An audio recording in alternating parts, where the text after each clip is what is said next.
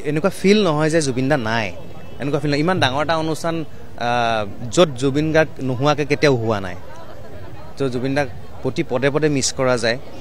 আৰু আমাৰ দাদাৰ প্ৰতি এটা সামান্য প্ৰয়াস, দাদাক শ্ৰদ্ধা জনাবলৈ আমাৰ কণ্ঠশিল্পীসকলৰ ফালৰ পৰা এটা সামান্য প্ৰয়াস যে আমি কিবা এটা কৰিব খুজিছোঁ দাদাৰ কাৰণে, যাতে ভালকৈ হয় অনুষ্ঠানটো। মই তাৰে প্ৰে কৰি আছোঁ তেতিয়াৰ পৰা, ভালকৈ হৈ গ'লে আমাৰো মনত শান্তি লাগিব, যিখিনিসকলে কষ্ট কৰি আছে সকলোৱে ভাল লাগিব। আৰু দাদাই আমাৰ চাই আছে, দাদাই চাই আছে, তাৰ পৰা আমাক আশীৰ্বাদ দিব, সেইটোৱে বিচাৰিছোঁ। আৰু আজি দৰা থকাহেঁতেন কিমান ভাল লাগিলেহেঁতেন, ইমান ডাঙৰ এখন মঞ্চ।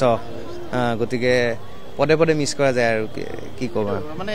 কিন্তু তেওঁ যদিও বা নাই, কিন্তু তেওঁৱেই যেন আজিলৈকে নোহোৱা এটা পৰিৱেশ এটা দি থৈ গ'ল তেওঁ যোৱাৰ পিছত। সেইটোৱে জুবিন গাৰ্গৰ বিশালতা, যে গোটেই আমাৰ ছিংগাৰ্ছখিনিক আৰ্টিষ্টখিনিক একত্ৰিত কৰি লৈছে, আজি একত্ৰিত হৈ আছোঁ। আজি এইটো তেওঁৰ কাৰণে সম্ভৱ হৈছে।